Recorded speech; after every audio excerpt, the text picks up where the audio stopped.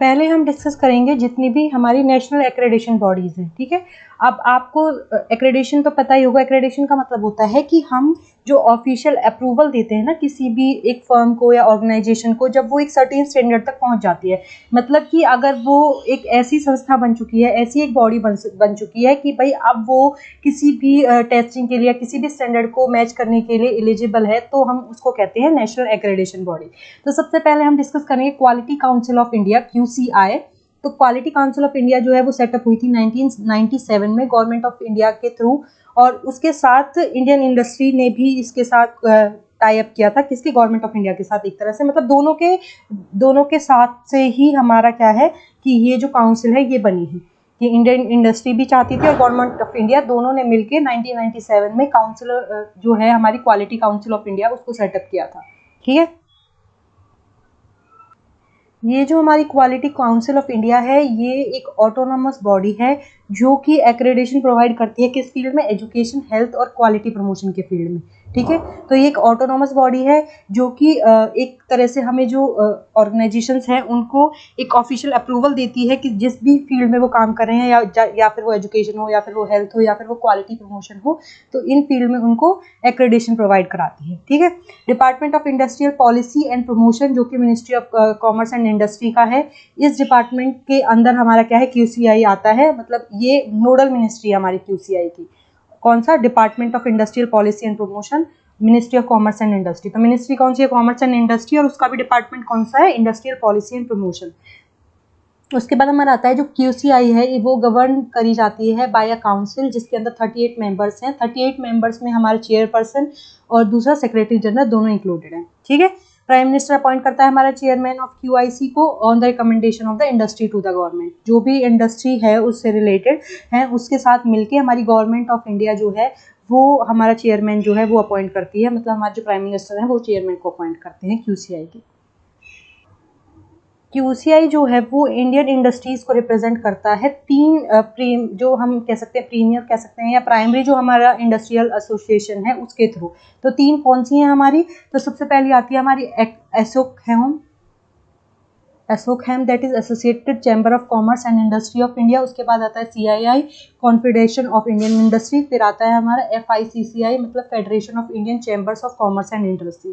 तो ये तीनों हमारे जो इंडस्ट्रियल एसोसिएशंस हैं ये मिलकर रिप्रेजेंट करते हैं हमारी क्वालिटी काउंसिल ऑफ इंडिया को, जो कि इंडियन इंडस्ट्रीज को एक तरह से रिप्रेजेंट कर रही है, एक्रेडिशन प्रोवाइड कर रही है। ओके, तो जो हेडक्वार्टर है हमारा QCI का वो नई दिल्ली में है। उसके बाद हमारा आता है कि जो ये दो बोर्ड है हमारे NABCB और NABL, ये दोनों हमारे एक तरह से दो एक्रेडिशन बोर्ड है QCI के। मतलब ये जो बोर्ड हैं ये हमारे एक तरह से जो टेस्टिंग या लाइसेंस प्रोवाइड करना या सर्टिफिकेशन प्रोवाइड करना इन सेंस ऑफ लेबोरेटरीज या किसी बॉडी को जो सर्टिफिकेशन देना, तो ये दो बोर्ड हमारे मेन है QCI के अंदर।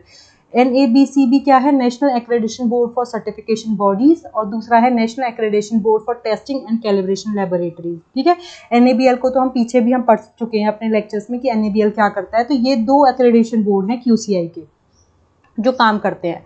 ये जो दो हमारी बॉडीज हैं ये काम करती है गवर्नमेंट को सपोर्ट करने में। किस तरीके से? कि ये इंश्योर करती है जो भी डेटा प्रोवाइडेड किया गया है एक्रेडिटेड जो बॉडीज़ हैं उनके थ्रू वो रिलायबल है और ट्रस्टवर्दी है। तो ये दोनों बोर्ड इस चीज़ को पे काम करते हैं और ये सपोर्ट करते हैं गवर्नमेंट को इस तरीके से कि भाई जो भी एक्रेडिटेड जो हमारी बॉडीज़ हैं वो जो काम कर रही हैं उसको चेक करने का काम होता है हमारा इन दो बॉडीज़ का, NABCB और NABL का। अब आता है हमारा कि QCI के जो ऑब्जेक्टिव्स है वो क्या क्या है। तो सबसे पहला ऑब्जेक्टिव तो ये है कि एक नेशनल एक्रेडिशन स्ट्रक्चर है उसको एस्टेब्लिश करना, और उसके बाद क्वालिटी जो है उसको प्रमोट करना। किस तरीके से? नेशनल क्वालिटी कैंपेनिंग के थ्रू, कि कैंपेनिंग चला के नेशनल कैंपेनिंग चला के क्वालिटी को प्रमोट करना। दूसरा क्या आता है हमारा कि जितने भी क्वालिटी मूवमेंट्स होते हैं इंडिया के अंदर उनको लीड करना, और उसमें जो हमारा नेशन के अंदर जो सिटीजन्स हैं हमारे इंडिया के उनके अंदर जो क्वालिटी है उसको प्रोटेक्ट करके रखना और प्रमोट करना, और जो सिटीजन या कंज्यूमर का जो इंटरेस्ट है उसको भी प्रोटेक्ट करना। उसके बाद है कि अवेयरनेस क्रिएट करना जो हमारे सिटीजन्स हैं उनके बीच में, उनको ये बताना कि हमारी क्वालिटी के बारे में उनकी अवेयरनेस को और ज़्यादा बढ़ाना, उनको और एम्पावर करना, और उनके जो क्वालिटी डिमांड है वो जो स्फेयर है उसकी जो एक्टिविटीज़ हैं उनको भी एक तरह से एम्पावर करना। कैसे? कि जैसे डिमांड अगर हमें पता ही नहीं है कि हमें कैसी क्वालिटी खानी है, हमें कैसी क्वालिटी चाहिए, तो हम कैसे बता पाएंगे कि हम उसको अपग्रेड करना चाह रहे हैं या हमारे लिए यही ठीक है। तो इसलिए ये भी बहुत ज़रूरी है कि जो सिटीजन्स है या कंज्यूमर है उसके बीच में अवेयरनेस रहनी चाहिए कि किस तरीके की क्वालिटी वो कंज्यूम करें, वो डिमांड कैसी क्वालिटी की करें। तो उसके लिए भी उनके साथ वैसी एक्टिविटीज़ क्रिएट की जाती हैं, मतलब परफॉर्म की जाती है, जिससे कि उनकी जो डिमांड है क्वालिटी की वो भी एम्पावर हो। ओके।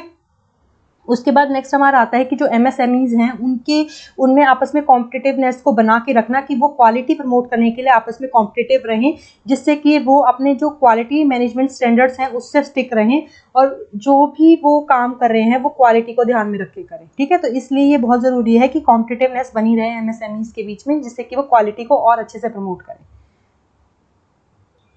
अब आता है हमारा national accreditation board for certification body, जो NABCB है, जो कि मतलब QCI के लिए एक बोर्ड है, एक कॉन्स्टिट्यूएंट बोर्ड है, जो कि रिस्पॉन्सिबल है किस चीज़ के लिए, कि ये सर्टिफिकेशन, इंस्पेक्शन या फिर आप एक्रेडिशन देता है बॉडीज़ को, किस हिसाब से, as per the applicable international standards, की इंटरनेशनल जो स्टैंडर्ड सेट है उसके हिसाब से ये बॉडीज़ को एक्रेडिट करता है कि वो उन स्टैंडर्ड्स को फॉलो अप करके ही आगे बढ़ रही है। ठीक है, तो उसको सर्टिफिकेशन तभी मिलता है जब वो इंटरनेशनल स्टैंडर्ड्स को फॉलो अप करती है, उस पर वो भी एप्लीकेबल होते हैं।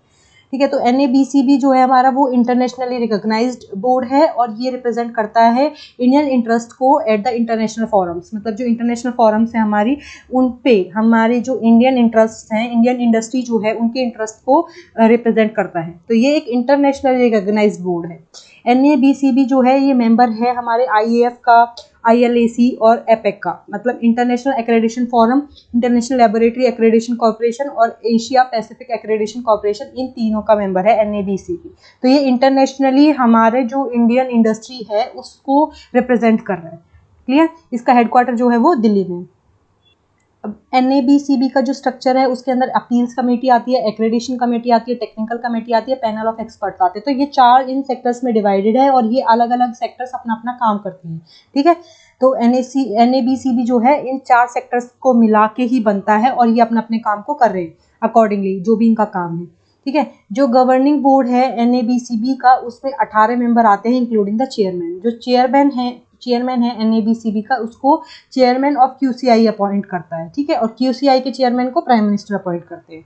उसके बाद हमारा है जो दीप कपूरिया है हमारे, वो चेयरमैन है NABCB के, मिस्टर दीप कपूरिया। ठीक है, चेयरमैन है NABCB के एट प्रेजेंट। उसके बाद हमारा नेक्स्ट आता है कि कोई भी पर्सन जो ISO और IEC 17024 का सर्टिफिकेट विद NABCB लोगो मतलब कंटेन करता है, कैरी करता है, तो वो रिकॉग्नाइज किया जाता है इंटरनेशनली भी। ठीक है, कि इंटरनेशनली भी वो उस मतलब ये कह सकते हैं हम कि वो उसके पास जो है वो ऑफिशियल एक्रेडिशन है, कि वो जो भी काम कर रहा है उसके लिए उसके पास ऑफिशियल परमिट है उस काम करने के लिए। तो इसलिए ISO IEC 17024 सर्टिफिकेट होगा तो वो इंटरनेशनली रिकॉग्नाइज किया जाएगा। अब हमारा आता है कि NABCB के ऑब्जेक्टिव्स क्या हैं। तो सबसे पहला ऑब्जेक्टिव तो यही आता है कि वो अपने जो एक्रेडिशन है उसको टाइमली अपग्रेड करता है, एक क्राइटेरिया फॉलो करता है कि जो इंटरनेशनल इंप्रूवमेंट हो रही है उसके साथ वो भी अपने जो नेशनल इंप्रूवमेंट्स है उनको लाइन अप करे, और वो जो इम्प्रूवमेंट होंगी वो क्वालिटी जो है हमारी, जो क्वालिटी सर्टिफिकेशन जिन भी बॉडीज़ को हम दे रहे हैं, जो भी एक्रेडिट हैं, उनके साथ मिलकर करें, है ना, उनके सपोर्ट के साथ मिलकर करें। तो बस यही है कि इंटरनेशनल इम्प्रूवमेंट जब जब होगा तो नेशनल जो हमारा ये बोर्ड है ये क्या करेगा, साथ में उस क्राइटेरिया को फॉलो करेगा और अपने आप को लाइन अप रखेगा अकॉर्डिंग टू इंटरनेशनल इम्प्रूवमेंट्स। दूसरा क्या आता है कि जो सर्टिफिकेशन बॉडीज़ के अंदर जो एप्लीकेंट्स हैं वो इक्वली एक्सेसिबल रहें, मतलब वो मतलब आसानी से उनके साथ मतलब पार्शियलिटी ना हो, वो इक्वली एक्सेसिबल रहें। सारी जो हमारी सर्टिफिकेशन बॉडीज़ के जो एप्लीकेंट हैं, जो भी मतलब उस बोर्ड के साथ एक्रेडिट हैं, उस बोर्ड के थ्रू एक्रेडिट हैं। आपको समझ आ गया कि मैं कहना चाह रही हूँ कि जो भी जिसको भी सर्टिफाइड, जो भी बोर्ड ने सर्टिफाइड किया है, वो सारे के सारे इक्वल हैं बोर्ड के सामने। तो वो कभी भी मतलब अपनी जो बात है या फिर वो एक्सेस कर सकते हैं इजीली। उसके बाद इम्पार्शियल डिसीजन देना on the criterion process of accreditation. जब भी एक्रेडिशन देते, सर्टिफिकेशन दी जाता है किसी बॉडी को, तो वो इम्पार्शियल रहना चाहिए, उसका डिसीजन जो है वो प्रॉपर जो क्राइटेरिया है, प्रोसेस है, उसके अकॉर्डिंग ही होना चाहिए। इंटरनेशनली जो स्कीम्स होती हैं एक्रेडिशन के लिए, वो म्यूचुअल रिकॉग्निशन होना चाहिए, मतलब अगर बोर्ड की तरफ से है तो इंटरनेशनली भी मतलब म्यूचुअल रिकॉग्निशन होना चाहिए दोनों के बीच में। ठीक है, ये NABCB जो है वो इस चीज़ को अश्योर करता है। उसके बाद हमारा आता है to be independent of any undue influence of any stakeholder and to conduct its business professionally. मतलब किसी भी स्टेक होल्डर से इन्फ्लुएंस ना होकर इंडिपेंडेंटली काम करना, अपने जो बिजनेस है या फिर अपना जो काम है बोर्ड का उसको प्रोफेशनली वे में निभाना। अब आता है हमारा NABL, national accreditation board for testing and calibration laboratories. तो ये एक ऑटोनॉमस बॉडी है जो एस्टेब्लिश हुई थी 1988 में गवर्नमेंट ऑफ इंडिया के द्वारा। इसमें क्या है, ये हम पहले भी पढ़ चुके हैं वीडियोस में। ये क्या करता है, ये एक्रेडिटेशन प्रोवाइड करता है, सर्टिफिकेशन प्रोवाइड करता है किनको, उन एजेंसीज को जो कि टेस्टिंग में काम कर रही हैं, जैसे फूड टेस्टिंग जो लेबोरेटरीज होती हैं उनको एक्रेडिटेशन प्रोवाइड करता है to testing and calibration of clinical laboratories in the country. ठीक है, ये जो एक्रेडिटेशन सिस्टम है NABL का, ये एस्टेब्लिश हुआ है in accordance with ISO IEC 17011, मतलब ये इसका नंबर है, कंफर्मेटरी असेसमेंट है इसका। NABL जो प्रोवाइड करता है एक्रेडिटेशन सर्विसेज वो किसको, टेस्टिंग लेबोरेटरीज को, कैलिब्रेशन लेबोरेटरीज को, मेडिकल टेस्टिंग लेबोरेटरीज को, प्रोफिशिएंसी टेस्ट प्रोवाइडर्स को, रेफरेंस मटेरियल प्रोड्यूसर्स को। तो मतलब इन सबको हमारा एक्रेडिटेशन सर्विसेज प्रोवाइड की जाती है NABL के थ्रू। ठीक है, तो इसीलिए जो हमारा जो फसाए है उसका मतलब उसके लिए जो वो एजेंसीज जो फूड टेस्टिंग करती हैं उनको भी जो परमिट दिया जाता है, सर्टिफिकेशन दिया जाता है, वो NABL देता है। तो NABL works under the department of science and technology, ministry of science and technology, government of India. तो ministry of science and technology जो है वो इसकी नोडल मिनिस्ट्री है, इसके अंदर हमारा NABL काम करता है और उसका भी डिपार्टमेंट है साइंस ऑफ टेक्नोलॉजी का। ठीक है, NABL का जो गवर्निंग बोर्ड है उसके अंदर 25 मेंबर्स है इंक्लूडिंग द चेयरपर्सन। उसके बाद हमारे प्रोफेसर RK कोटनाला जो है वो चेयरपर्सन है NABL के। NABL एक फुल टाइम मेंबर है किसका, ILAC और APEC का, जो कि रेगुलरली टेक पार्ट करता है उनकी मीटिंग्स में। उसके बाद हमारा जो बेनिफिट है NABL का, लोगों को क्या बेनिफिट है, तो सबसे पहला बेनिफिट हमारा आता है, सबसे पहला आता है कि एश्योरेंस देता है कि जेन्युइन रिपोर्ट आएगी, मतलब जो कैलिब्रेटिंग टेस्टिंग है वहाँ से मतलब एक्यूरेट बिल्कुल जेन्युइन रिपोर्ट मिलेगी, तो उसकी एश्योरेंस देता है हमें NABL। दूसरा क्या है कि confidence in personal performing test, जो भी पर्सनल लेवल पे टेस्ट हो रहे हैं उनके लिए कॉन्फिडेंस क्रिएट करता है। तीसरा क्या है कि रीटेस्टिंग की जो नीड होती है ना हमारी, उसको एलिमिनेट करता है, मतलब टाइम और मनी दोनों चीज़ों को बचाता है। और जो सर्विस प्रोवाइड की जाती है NABL के थ्रू, जो एक्रेडिटेशन मिलता है उन एजेंसीज के थ्रू, तो वो सेटिस्फैक्ट्री रहती है, सर्विस प्रोवाइड बहुत सेटिस्फैक्ट्री रहता है।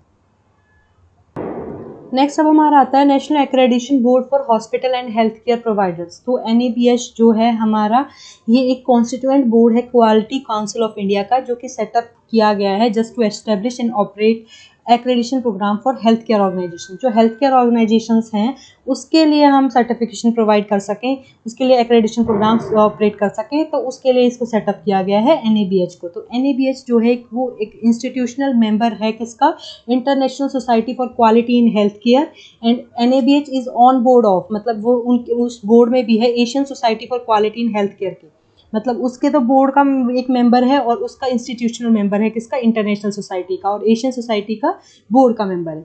NABH एक्रेडिटेशन सिस्टम जो है वो एस्टेब्लिश हुआ था 2006 में as a constituent of quality council of India, मतलब ये 2006 में एस्टेब्लिश किया गया है as a constituent of QCI। इसका हेडक्वार्टर क्या है, नई दिल्ली में है। NABH जो है उसमें 27 मेंबर आते हैं including the CEO। Doctor Atul Mohan Kochar जो है वो CEO हैं NABH के। तो NABH जो ऑपरेट करता है, कुछ प्रोग्राम्स मेंशन है हमारे, उनके बारे में हम देख लेते हैं कि वो क्या क्या प्रोग्राम्स जो हैं उनको हैंडल करता है, ऑपरेट करता है। तो सबसे पहला आता है हमारा एक्रेडिटेशन प्रोग्राम्स। तो हॉस्पिटल हो गया हमारा, स्मॉल हेल्थ केयर ऑर्गेनाइजेशन हो गई, ब्लड बैंक्स हो गए, मेडिकल इमेजिंग सर्विसेज हो गई, dental facilities, dental clinics, allopathic clinics, Ayush hospitals जो हैं, प्राइमरी हेल्थ सेंटर्स हैं, क्लिनिकल ट्रेल्स है ना, एथिक्स कमेटीज जो है हमारी, पंचकर्मा क्लिनिक्स, आई केयर ऑर्गेनाइजेशन, इन सबको एक्रेडिटेशन प्रोवाइड करना, सर्टिफिकेशन देना, मतलब इन सेक्टर्स में ये काम कौन करता है, NABH करता है। उसके बाद आता है certification programmes, entry level hospital, entry level small health care organisation, entry level AYUSH centre, entry level AYUSH hospital, nursing excellence, medical laboratory programme, emergency department, MVTF, empanelment certification. ठीक है, तो इन सब के लिए सर्टिफिकेशन प्रोग्राम चलाना किसका काम है, NABH का काम है। उसमें एक्रेडिटेशन प्रोग्राम्स किसके लिए, जितने भी ये मतलब हमारे हॉस्पिटल्स हो गए, जितने भी हेल्थ केयर्स हो गए, हमारे आयुष हॉस्पिटल्स हो गए, उसके लिए एक्रेडिटेशन प्रोग्राम्स का कौन ऑपरेट करता है, NABH। सर्टिफिकेशन प्रोग्राम्स इनके लिए जो एंट्री लेवल हॉस्पिटल है, entry level small health care हैं, या आयुष सेंटर हैं, आयुष हॉस्पिटल है, नर्सिंग एक्सीलेंस है, इन सब के लिए सर्टिफिकेशन प्रोग्राम कौन ऑपरेट कर रहा है, NABH कर रहा है।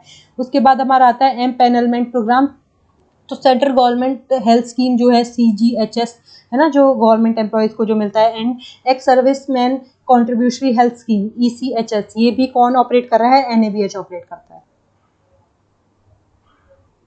अब NABH के एस्टेब्लिश होने का क्या बेनिफिट हुआ है? तो सबसे पहला बेनिफिट था कि जो एक्रेडिशन रिजल्ट थे वो एक high quality of care and patient safety के थे। मतलब एक्रेडिशन जो था, जो सर्टिफिकेशन प्रोवाइड किया जा रहा था, उससे क्या हुआ? हाई क्वालिटी ऑफ केयर और जो पेशेंट की सेफ्टी थी उस पर बहुत अच्छा रिजल्ट मिला। पेशेंट्स जो है उनको क्रेडेंशियल जो मेडिकल स्टाफ है हमारा, उससे सर्विस प्रोवाइड की जाती है। मतलब बहुत ही क्वालिफाइड जो है हमारा मेडिकल स्टाफ, उससे हमें हमारे जो पेशेंट हैं वो सर्विस प्रोवाइड करते हैं, उनको सर्विस प्रोवाइड की जाती है। ठीक है। Rights of the patients are respected and protected, patient satisfaction is regularly evaluated. मतलब जो पेशेंट का जो राइट है कि भाई उसके साथ इनजस्टिस नहीं होना चाहिए, उसको प्रॉपर्ली ध्यान में रखा जाता है। ये जो ऑर्गेनाइजेशन है ये एनेबल करती है, मतलब इस चीज़ को डेमोन्स्ट्रेट करती है कि जो क्वालिटी केयर है या पेशेंट की जो सेफ्टी है उसके साथ कोई कॉम्प्रोमाइज़ ना किया जाए, और उनको बेस्ट क्लिनिकल जो आउटकम है वो एक तरह से मिले, उस चीज़ को इंश्योर कौन करता है? NABH करता है।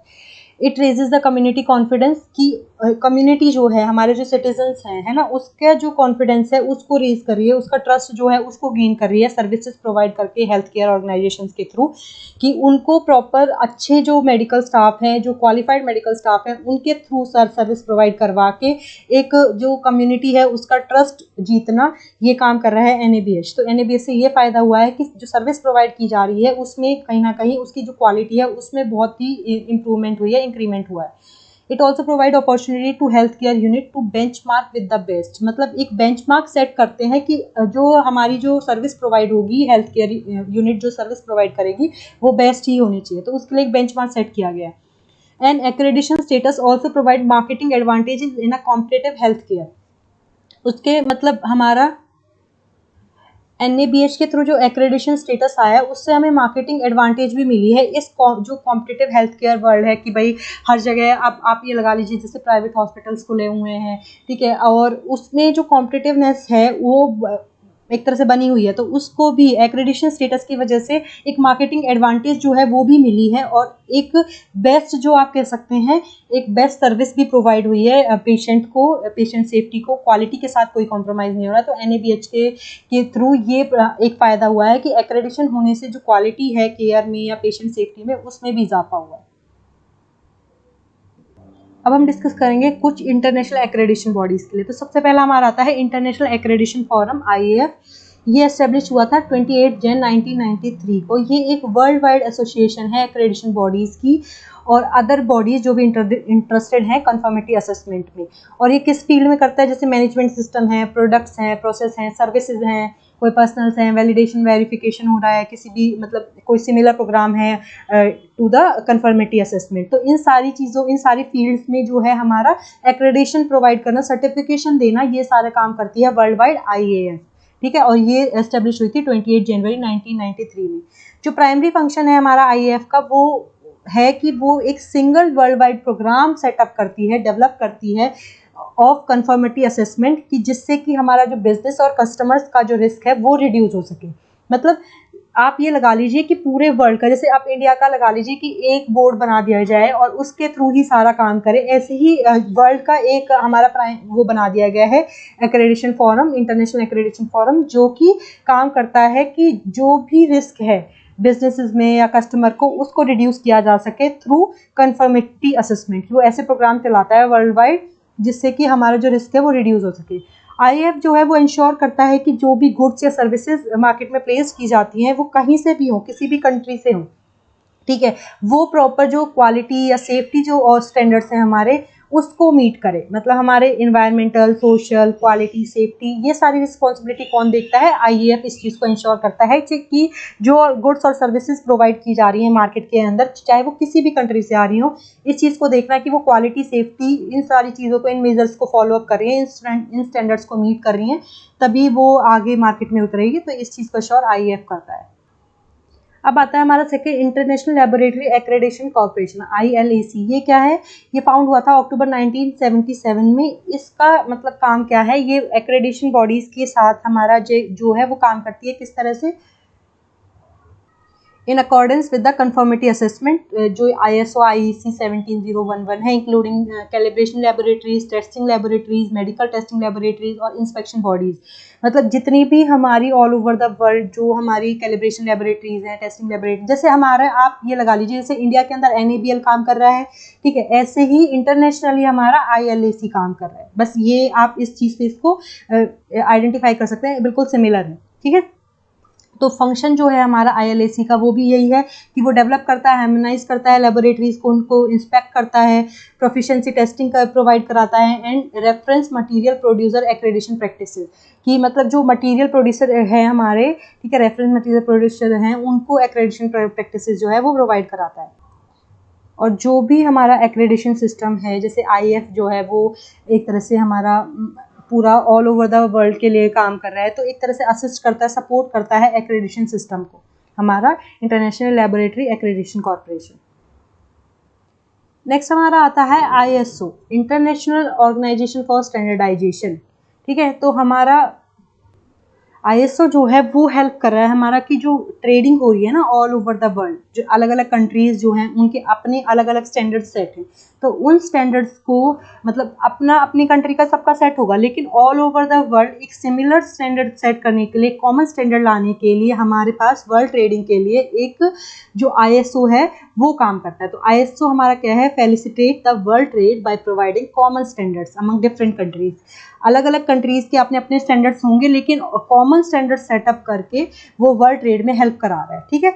ये जो स्टैंडर्ड्स हैं ये अश्योर करते हैं हमें कि प्रोडक्ट और जो सर्विसेज हैं वो सेफ हो, रिलायबल हो और अच्छी क्वालिटी की हो। ISO जो फाउंड हुआ था वो 23 फरवरी 1947 को फाउंड हुआ था। इसका हेडक्वार्टर जेनेवा स्विट्जरलैंड में है, ओके। एडी न्यूरोगे जो है वो प्रेसिडेंट है हमारे ISO के। ISO जो है वो ऑपरेट करता है 166 कंट्रीज के मतलब के अंदर, 166 कंट्रीज को कॉमन स्टैंडर्ड्स पे लाके काम करता है। वर्ल्ड में जो ट्रेडिंग हो रही है 160 कंट्रीज को इंक्लूड करता है ISO अपने अंदर। ISO has 3 official languages, English, French and Russian. 166 countries के मतलब वर्ल्ड ट्रेडिंग में हेल्प कर रहा है ISO, ओके। और 3 ऑफिशियल लैंग्वेजेस में काम करता है, इंग्लिश, फ्रेंच और रशियन। हेडक्वार्टर इसका जेनेवा स्विट्जरलैंड में है। फाउंड कब हुआ था, 23 फरवरी 1947 को। इस चीज़ को इंश्योर करता है कि जो भी product all over the world से आ रहे हैं वो प्रॉपर जो प्रोडक्ट और सर्विसेज हैं वो सेफ, रिलायबल और गुड क्वालिटी की रहें। फोर्थ हमारा है Asia Pacific accreditation corporation, APAC. APAC जो है वो रीजनल एक्रेडिशन कॉर्पोरेशन है for the Asia Pacific region, और ये रिकॉग्नाइज किया जाता है मतलब किसके through, is recognise by IF and ILAC, मतलब जो हमारे इंटरनेशनल लेबोरेटरी एक्रेडिशन कॉर्पोरेशन है और इंटरनेशनल एक्रेडिशन फोरम है उसके थ्रू रिकॉग्नाइज किया जाता है हमारा एपेक। ये कब एस्टेब्लिश हुआ था, 1 जनवरी 2019 को एस्टेब्लिश हुआ था। इसका जो प्राइमरी रोल है वो ये है कि ये मैनेज करता है और एक्सपेंड करता है म्यूचुअल रिकॉग्निशन अरेंजमेंट को, कि मतलब जो एशिया के अंदर जितने भी हमारी कंट्रीज आती हैं उनके जो मतलब एक्रेडिशन बॉडीज हैं उनके बीच में एक म्यूचुअल रिकॉग्निशन अरेंजमेंट क्रिएट करना और उसको मैनेज करना, उसको एक्सपेंड करना, ये किसका काम है, हमारा एपेक का काम है, ठीक है। जो भी एशिया पैसिफिक रीजन के अंदर जो भी हमारी कंट्रीज आ रही हैं उसके बीच में जो है म्यूचुअल रिकॉग्निशन अरेंजमेंट जो है वो क्रिएट करना, मैनेज करना उसको, और एक्रेडिशन जो बॉडीज है वो इस हिसाब से काम करें, ओके। उसके बाद हमारे मिस चैंग वी फर्न जो है वो चेयरपर्सन है एपेक की। एक इम्पॉर्टेंट